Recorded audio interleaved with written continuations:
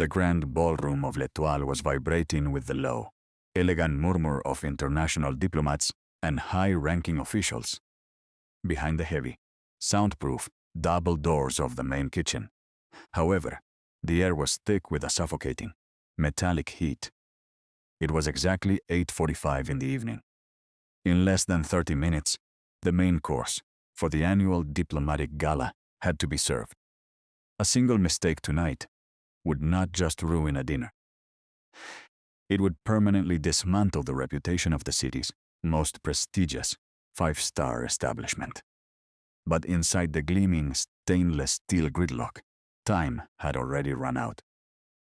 A thick, bitter pillar of black smoke began to curl upward from the central saucier station. The unmistakable, ruinous smell of scorched bone marrow and burnt sugar rapidly invaded the space. The soul of the entire menu, the legendary 24-hour demi-glace sauce, was completely ruined. It was scorched black, stuck to the bottom of the heavy copper pot like tar. Chef Éric stood before the stove, his face turning a dangerous, mottled crimson. His hands, usually precise, were shaking with a mixture of raw panic and untamed fury. He slammed a heavy silver tasting spoon onto the marble counter with a deafening crack. The loud impact caused every single line cook and prep worker to instantly freeze in their tracks. The only sound left was the mechanical hum of the massive ventilation hoods above. Éric turned his predatory gaze toward the corner of the station. There stood Lam, a 22-year-old prep cook, his knuckles white as he clutched a dirty kitchen towel. Lam's chest was heaving, his eyes wide with a terrifying realization of what had just occurred. The chef stepped forward, his polished black leather clogs clicking sharply against the wet tiles. He thrust a finger directly into Lam's trembling chest, pushing him back against the steel table. "You pathetic, clumsy piece of garbage. Look at what you did to my kitchen. You burned the foundation of the entire gala dinner. Do you have any idea who is sitting out there in that ballroom right now? The French ambassador, the Minister of Foreign Affairs, the international press. And you just served them ash and smoke." Lam opened his mouth, but his voice was trapped deep in his throat, reduced to a dry, pathetic gasp. Chef Éric did not allow him a single second to breathe. The tirade escalated, his voice cutting through the humid air like a serrated blade. "Don't you dare try to speak to me, you worthless thief. Oh yes, I know exactly what you are. I saw you sneaking around the cold storage area near the premium ingredients locker this morning. The inventory for the white truffles is short by 300 grams. You thought nobody noticed your sticky, poor hands crawling all over the luxury stock. First you steal from my kitchen, and now you sabotage my career on the most important night of the year. I am not just firing you tonight, Lam. I am calling the authorities right now. By the time the main course plates leave this room, the police will be waiting for you at the back door. You are going to jail for a very, very long time." The young prep cook's knees visibly buckled beneath him. He slid slightly down the edge of the prep table, his eyes darting frantically toward the floor. The accusation of sabotage was a death sentence for his future, but the accusation of theft struck a deeper, darker nerve. He was trapped, completely isolated in a room filled with people who were too terrified of the chef's wrath to look up. No one dared to defend him. No one dared to challenge the absolute authority of the elite French culinary master. Except, in the furthest, darkest corner of the washing station, a pair of calm, weathered eyes observed the entire scene. Old Bean sat on a low plastic stool, his forearms submerged in a deep stone sink filled with gray, soapy water. His $500 uniform was son-coup and soaked at the waist. His hands, rough and calloused like old tree bark, were slowly wiping down a heavy silver serving platter. Across his right wrist, A thick, jagged white scar ran deep into his flesh, disappearing beneath his rolled-up sleeve. He had not spoken a single word to anyone since his shift began 5 hours ago. To the rest of the young, ambitious kitchen staff, old Bean was practically invisible. He was just the silent old man who cleaned up their messes and emptied the heavy organic waste bins. But as he listened to Lamb's frantic, shallow breathing, Bean's hands stopped moving beneath the soapy water. He looked at the absolute despair written across the young man's face. He recognized that specific look of an innocent person being utterly crushed by the weight of a powerful lie. He had seen that exact same look in the mirror 20 years ago, on the night his own life was shattered into pieces. The risk of stepping out of the shadows was immense, but the consequence of staying silent was far worse. If the police arrived, Lamb's life would be permanently broken before it even had a chance to begin. The countdown had started, and the kitchen was diving headfirst into an absolute, irreversible catastrophe. To understand how the grand kitchen of L'Etoile had reached this point of explosive crisis, one had to look past the flashing copper pans. One had to look down at the very bottom of the culinary hierarchy, where old Bean spent his 12-hour shifts. Bean was 55 years old, but his body moved with the slow, deliberate heavy weight of a man who had lived 3 lifetimes. His hands were completely ruined by decades of harsh labor, covered in white chemical burns from cheap dishwashing soap. Every single young, ambitious line chef who graduated from expensive European culinary schools looked straight through him. To them, he was less than a human being. He was just a mechanical part of the cleaning infrastructure. They tossed greasy, burning hot pans directly into his sinks without a single word of warning, laughing as the dirty water splashed his face. They called him the ghost of the trash bins, a useless old man who couldn't even read a modern digital kitchen order ticket. Bean never argued, never looked up, and never offered a single word of complaint to the arrogant management. He simply kept his head down, scrubbing the dried starch off the porcelain plates until his calloused fingers bled into the soapy water. But there was a silent, meticulous order to everything Bean did in that dark washing corner. He memorized the distinct sound of every knife hitting the cutting boards across the room. He could tell, simply by the smell of the steam rising from the central ranges, exactly which sauce was being reduced too fast. He knew the kitchen better than Chef Éric did, but he kept that profound knowledge buried deep beneath his silence. Because Bean carried a secret that would instantly destroy his fragile survival if it were ever leaked to the corporate owners. 20 years ago, Bean was not a dishwasher. He was the executive head chef of the historic government guest house. He had cooked for prime ministers, foreign monarchs, and global leaders during the strict, prestigious era of state banquets.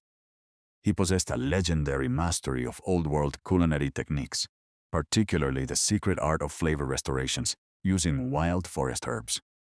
But his brilliant career was completely obliterated in a single, tragic night of desperate family defense. An aggressive local gang had broken into his modest home, threatening the life of his young daughter with blunt weapons. In the blind, terrifying chaos of that moment, Bean had picked up his heavy kitchen knife to shield his child. The confrontation ended in a fatal accident, and Bean was stripped of his titles and sentenced to 12 long years in prison. When he finally walked out of those heavy iron gates as a free man, the culinary world had completely moved on without him. No high-end restaurant would ever hire an elderly convicted felon to touch their expensive food. L'Etoile was the only place that accepted his application, and only because the kitchen manager needed cheap disposable. Bean accepted the total humiliation of the dishwashing pit for one single, exhausting reason. His elderly mother was suffering from advanced kidney failure in a remote village, and her daily medication cost every cent he made. If he lost this job, if his criminal record was exposed to Chef Éric, the medicine would stop, and his mother would die. So Bean chose to become a shadow, an invisible old man who watched the world from the edge of the sink. And for the past 6 months, those quiet eyes had been fixed entirely on Lam, the struggling young prep cook. Bean knew everything about Lam's secret desperation because he had been tracking the boy's movements for weeks. Lam was not a natural thief. He was a terrified kid from a poor neighborhood who had fallen into a predatory trap. His older brother had accumulated a massive gambling debt with a brutal loan shark syndicate operating near the docks. The syndicate had intercepted Lam outside the restaurant staff entrance, showing him a video of his brother tied to a chair. They gave Lam a terrifying ultimatum: deliver 300 grams of premium white truffles every week, or his brother would disappear. Bean had noticed a subtle, frantic shaking in Lam's hands every time the boy approached the luxury walk-in freezer. He had seen Lam hide a small, plastic pouch of stolen fungus inside his worn canvas sneaker just yesterday morning. Bean did not report the boy to management because he saw history repeating itself in the most heartbreaking way. Lam was destroying his entire future to save his family, making the exact same desperate mistake that Bean had made 2 decades ago. Now, Chef Éric was using the missing inventory as a convenient weapon to cover up his own catastrophic failure with the burnt dinner sauce. The corporate police were already on their way to the back dock, and Lam was seconds away from being thrown into a concrete cell. The trap was fully closed, and the innocent boy was about to take the fall for a disaster he did not commit. Chef Éric did not waste another second looking at Lam's pathetic, trembling figure. He turned his back on the smoking station, his fingers furiously tapping against the screen of his personal phone. He walked toward the small glass office at the rear of the kitchen, his voice already rising as he dialed the general manager. Get the security team and the local precinct down to the back dock immediately. I have a thief in my kitchen who just intentionally sabotaged the diplomatic menu. The heavy glass door of the office slammed shut, cutting off the rest of his furious words. Inside the main kitchen, the silence was thick, heavy, and absolutely suffocating.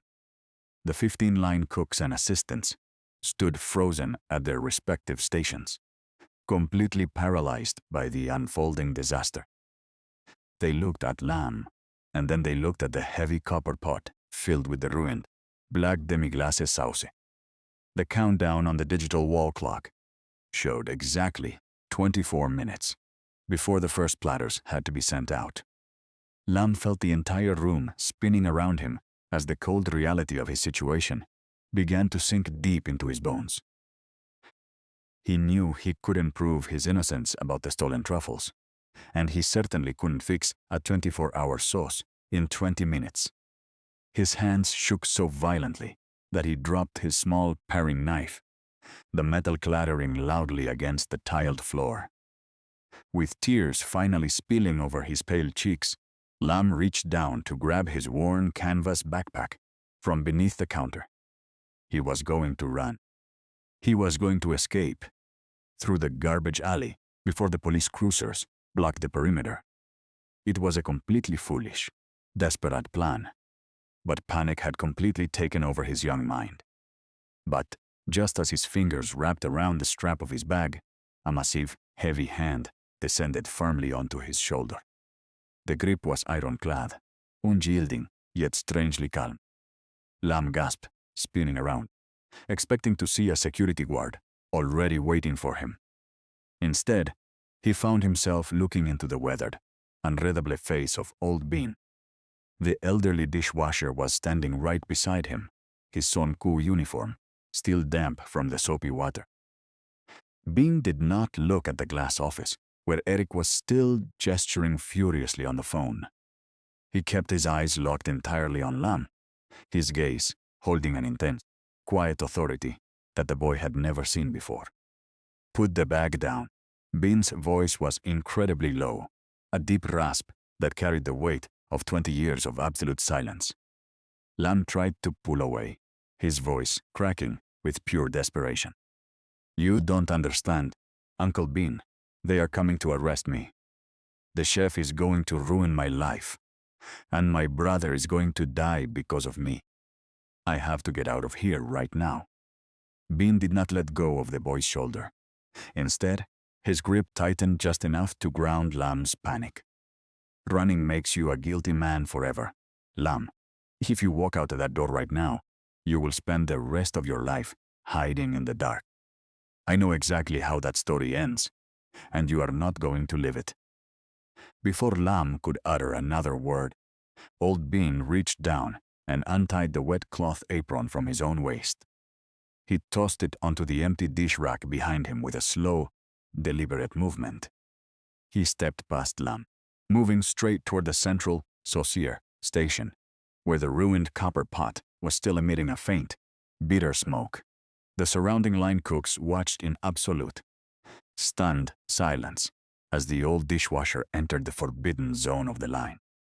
According to the restaurant's strict corporate regulations, a member of the sanitation staff touching the food was an immediate, unappealable offense for termination. But Bean completely ignored the unwritten rules of the elite establishment. He reached out his rough, scattered right hand and picked up a clean, heavy French chef's knife from the magnetic rack. The moment his calloused fingers wrapped around the wooden handle, something extraordinary happened to his posture.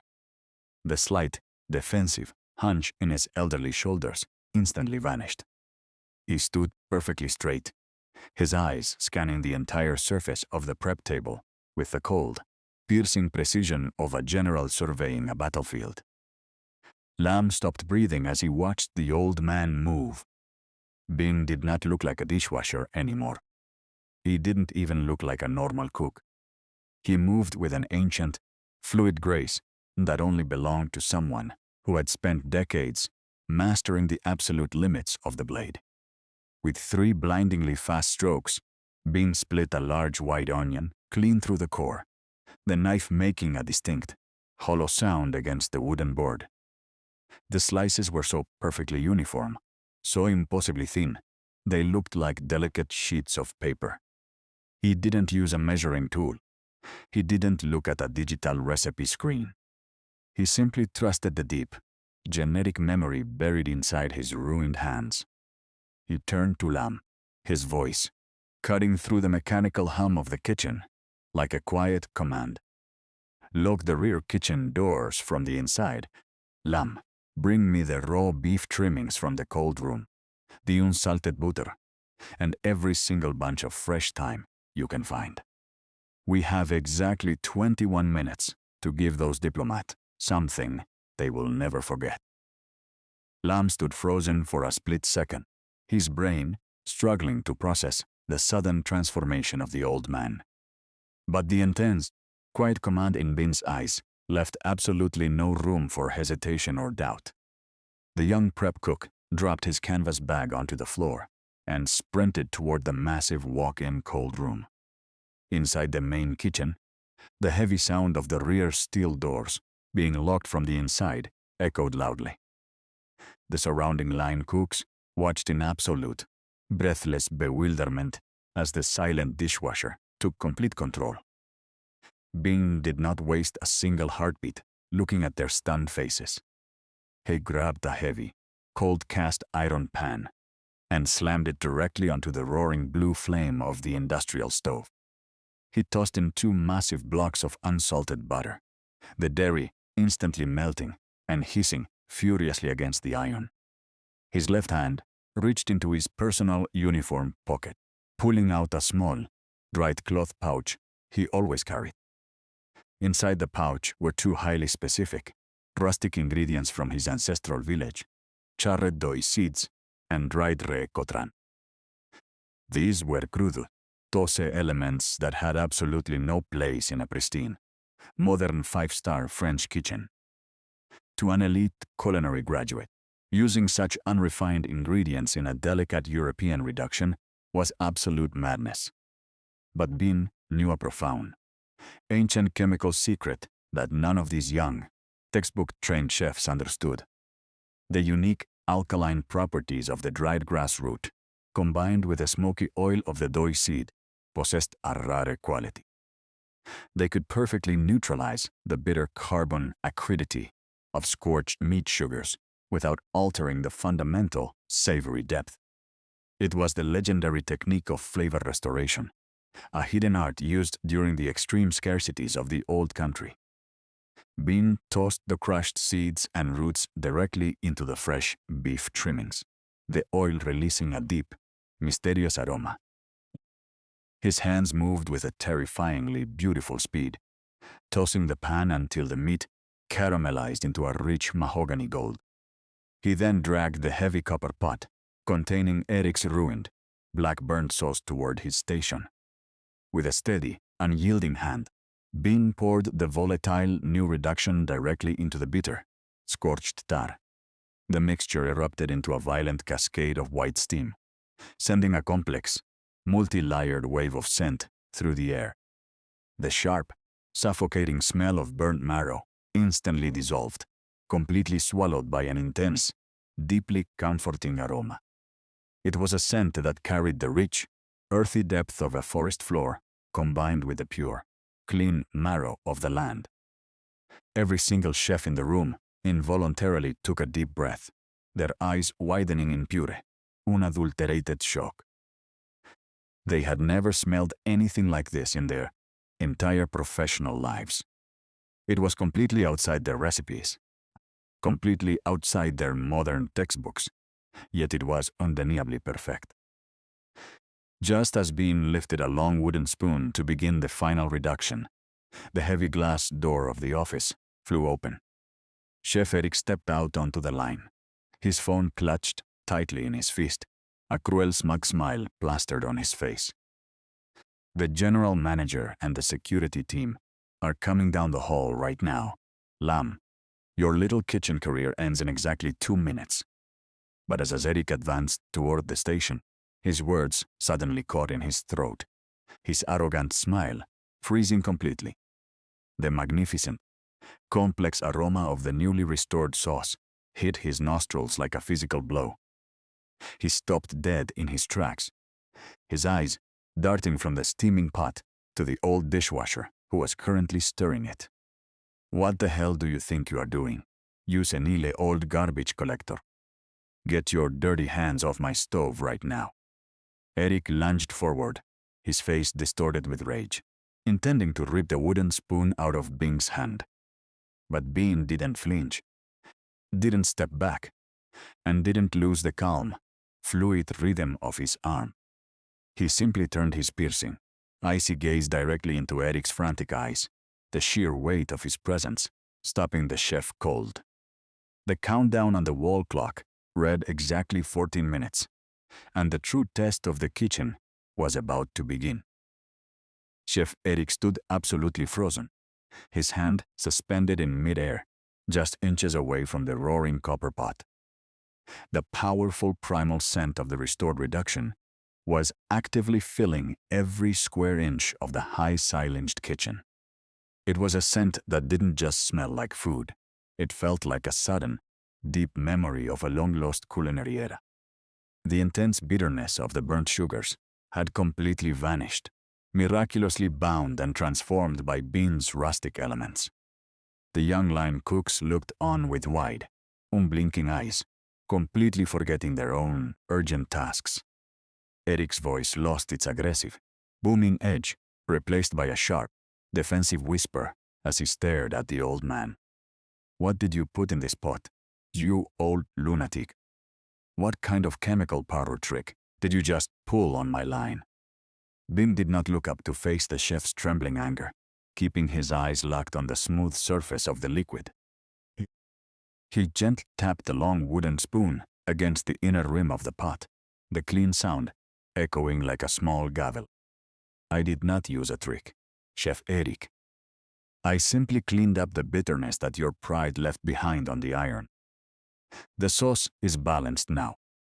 The acridity is trapped in the starch of the root, and the marrow has regained its deep, velvety texture. If you throw this batch out now, your dining room will wait another 40 minutes, and your career will die tonight. Serve it or don't serve it. The choice belongs entirely to you, but the police you called are already pulling up to the security gate. Eric's face rapidly shifted through 3 distinct shades of pale color as he checked the digital countdown clock.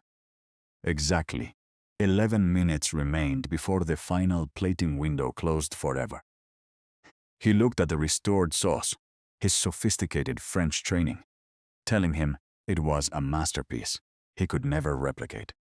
Then he looked toward the back hallway, where the heavy footsteps of the general manager and security were getting closer. A desperate, deeply cynical calculation flashed behind the chef's frantic eyes.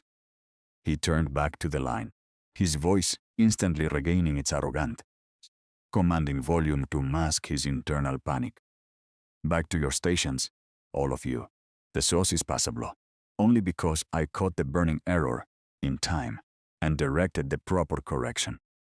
Lamb, stand exactly where you are and do not move a single inch. The heavy wooden door of the kitchen burst open, and the general manager walked in, flanked by 2 uniformed guards. Chef Éric immediately stepped out into the center aisle, puffing out his white chest to intercept the security team. Thank you for arriving so quickly, sir. The situation is completely under my personal control now, but the thief is right over there. He pointed a shaking finger directly at Lam, who was standing completely paralyzed next to Old Bing's station. I found a missing inventory discrepancy in the premium cooler, and this boy intentionally ruined the prep work to cover his tracks. I want him removed from my sight and handed over to the police precinct immediately before the guests finished their starters. Lam felt the last bit of warmth drain completely from his face as the heavy security guards stepped toward him. But Old Bean didn't move away. He simply stood like an unyielding stone wall right beside the terrified young man. The true turning point had arrived, and the pristine floors of L'Etoile were about to witness a decades-old truth.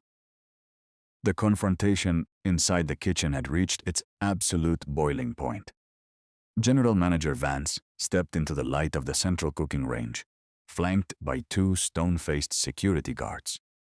Chef Éric immediately intercepted them, his chest puffed out, pointing a trembling finger straight at Lam. Take him out of my kitchen right now, Vance. This boy didn't just steal 300 grams of our highest-grade white truffles this morning. He intentionally burned the critical reduction for the diplomatic dinner to destroy my reputation. The police are waiting at the service entrance, and I want him in handcuffs before the first course is cleared. Lam fell back against the steel counter, his breath hitching, unable to form a single word of defense against the elite chef's massive authority.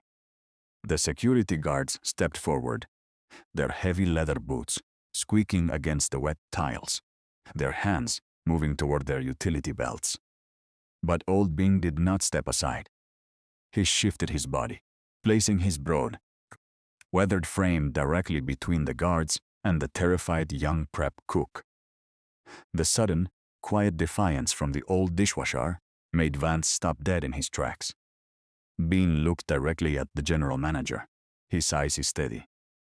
His voice, a low, heavy rasp that cut through the humming ventilation hoods. The boy did not ruin your dinner, Mr. Vance, and he is not the one who belongs in handcuffs tonight. Éric erupted into a loud, frantic laugh, his face turning a dark, dangerous shade of purple. Are you losing your mind? Old man, you are a dishwasher. You clean the garbage. How dare you speak in my kitchen, let alone protect a thief and a saboteur? Move out of the way before I have the guards. Throw you into the alley along with him.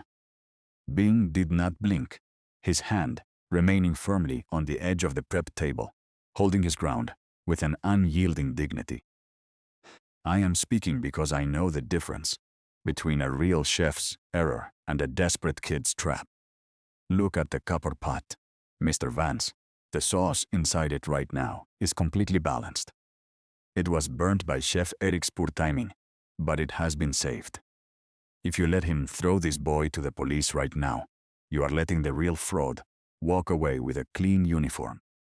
Vance looked past Bean's shoulder, his nostrils instantly catching the magnificent, deep aroma of the restored demi-glace.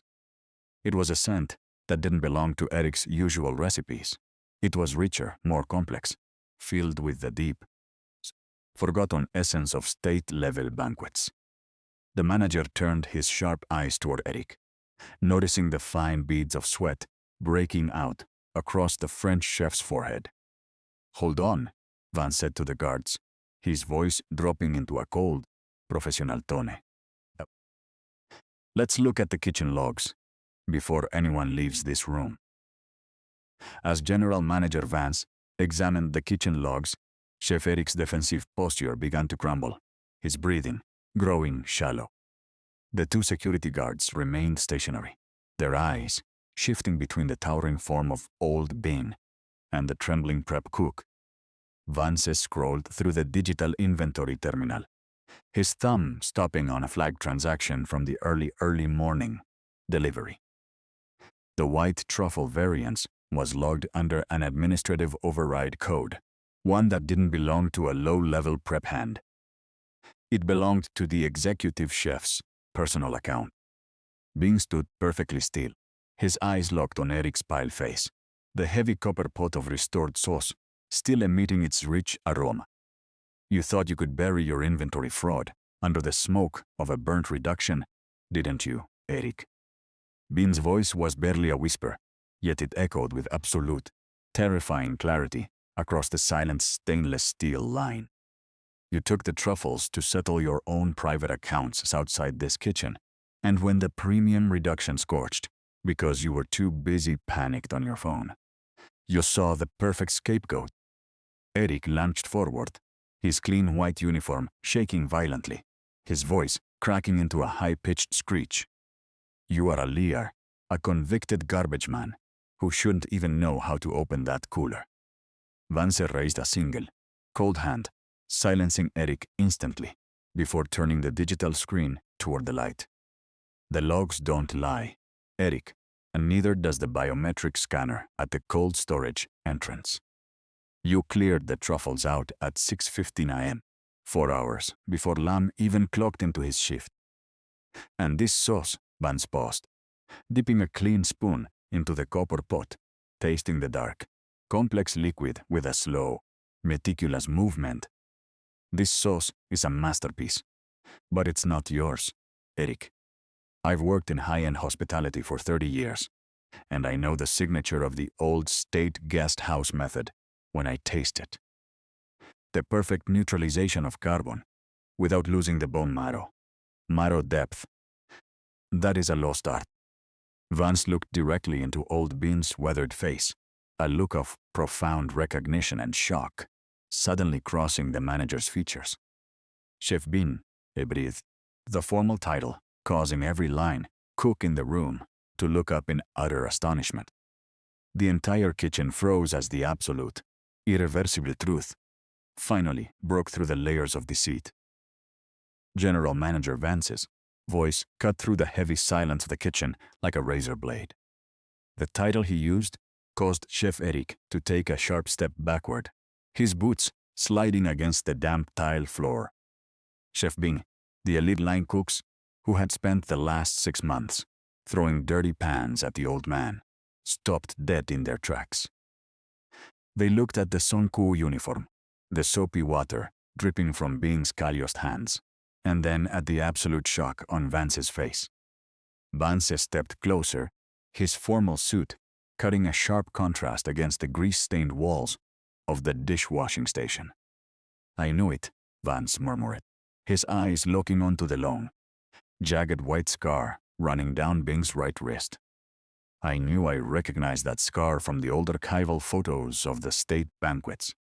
25 years ago, you were the youngest culinary master to ever serve the Prime Minister at the historic government guest house. The entire kitchen staff gasped, the realization hitting them like a physical blow. The silent old man who had been clearing their organic waste bins was a living legend of the national culinary world. Chef Éric's face completely emptied of color, his skin turning a sickly, translucent white under the harsh fluorescent lights. He tried to open his mouth to speak, to assert his dominant elite status, but his voice came out as a weak, pathetic wheeze. "This is impossible," Éric stammered, his fingers clawing at the fabric of his pristine white apron. "He is a criminal. He has a record." The agency records clearly stated he was an uneducated ex-convict. Vance turned his gaze toward Éric, his eyes hardening into ice. He had a record, because he protected his family from violent thugs, Éric. But while he was serving his time, you were busy plagiarizing old-world techniques that you didn't even understand. Vance looked back at the copper pot, where the rich aroma of the restored demi-glace sauce was still rising perfectly. The general manager picked up the digital inventory terminal from the marble counter, his thumb tapping the screen sharply. Security locked the kitchen doors. Vance commanded through his personal radio. "No one enters or leaves this line until the ambassador's main course is served." He looked directly into Bin's calm, weathered eyes, lowered his head in a gesture of profound respect. "Chef Bin, the dining room has 85 international diplomats waiting for the main course. They have exactly 7 minutes left before the protocol schedule is permanently shattered. The kitchen is completely yours." The kitchen fell into a state of absolute, dead silence. Chef Éric's knees trembled so violently that he had to lean his weight back against the cool surface of the plate warmer. Vance turned his back to Éric, completely cutting off the disgraced chef's presence, and focused entirely on old Bin. "We have exactly 7 minutes, Chef Bin," Vance said, his voice dropping into a tone of quiet urgency. "The servers are clearing the salads now. The entire ballroom is waiting for your plate." Old Bin looked down at his raw, soapy hands, and then he looked at Lam, whose eyes were wide with a mixture of terror and sudden hope. Bin did not hesitate for another second. He didn't ask for a new uniform. He didn't demand an apology from the line cooks, and he didn't waste time speaking to Éric. He simply turned his gaze toward the long row of stainless steel stoves.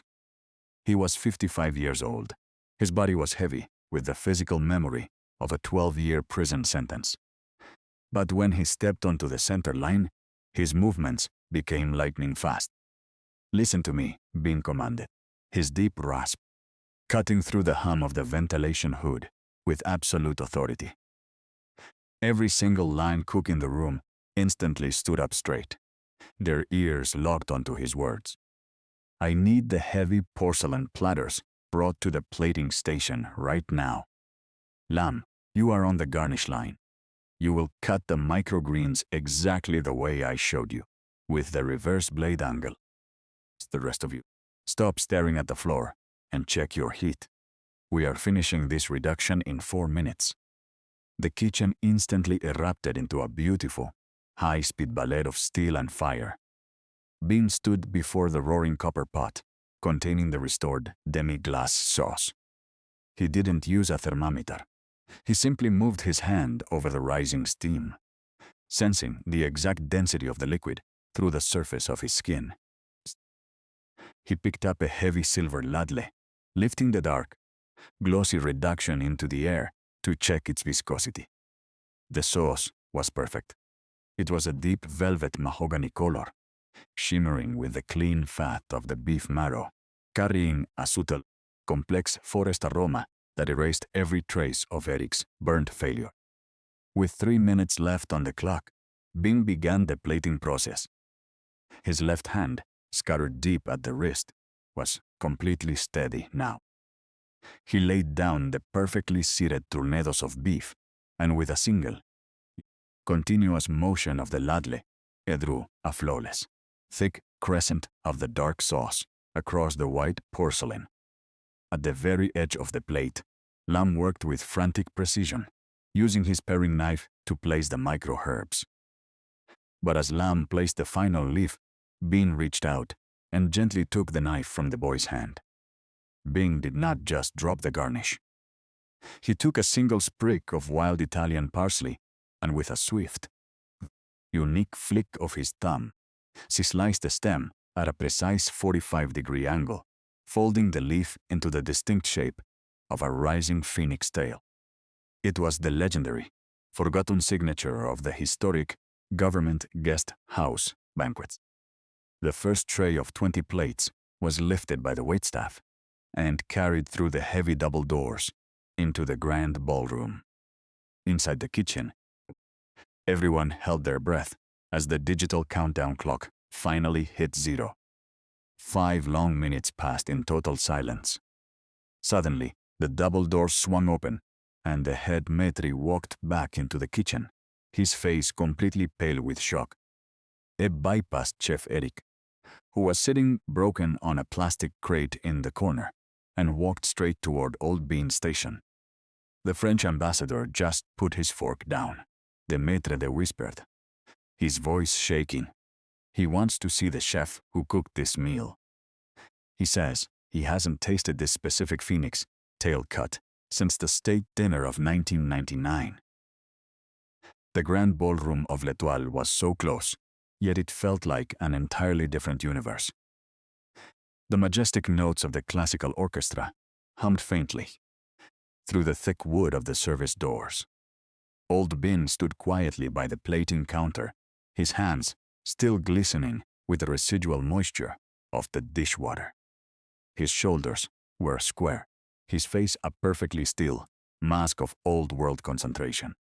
The head maître took a slow, deep breath, his hands trembling as he stared at the elderly dishwasher. Chef Bean, the maître repeated, his voice dropping into a reverent whisper. The French ambassador didn't just finish his plate. He stood up.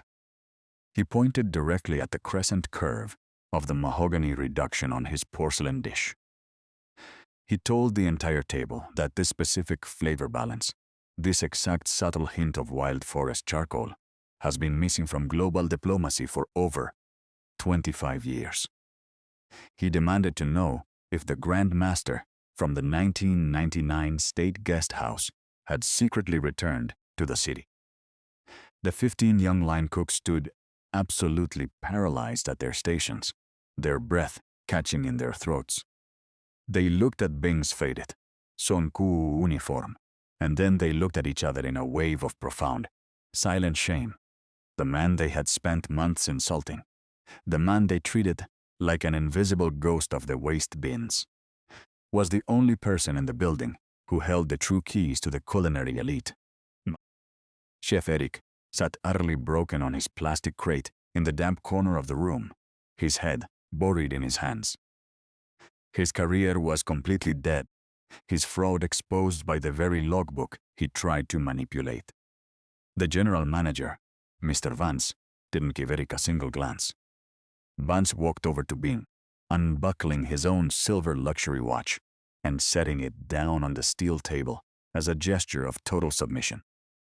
Chef Bean, Vance began, his voice clear and heavy with immense gratitude. You didn't just save our restaurant from a catastrophic international scandal tonight. You preserved the honor of our culinary heritage. The board of directors is convening an emergency session at midnight. We are permanently terminating Éric's contract for gross negligence, theft, and corporate defamation. I am authorized to offer you the position of executive director of culinary culture for our entire international hospitality group. A 7-figure salary, a private vehicle, and absolute creative control over every single menu from this city to Paris. You will never have to touch a dirty plate again for the rest of your life. The young cooks held their breath, waiting for the old man to smile, waiting for the dramatic burst of triumph. But Bing simply looked down at the silver ladle in his hand, his expression remaining entirely unreadable. He looked at Lam, who was standing a few feet away, his knuckles white, his young eyes filled with an intense, silent fear.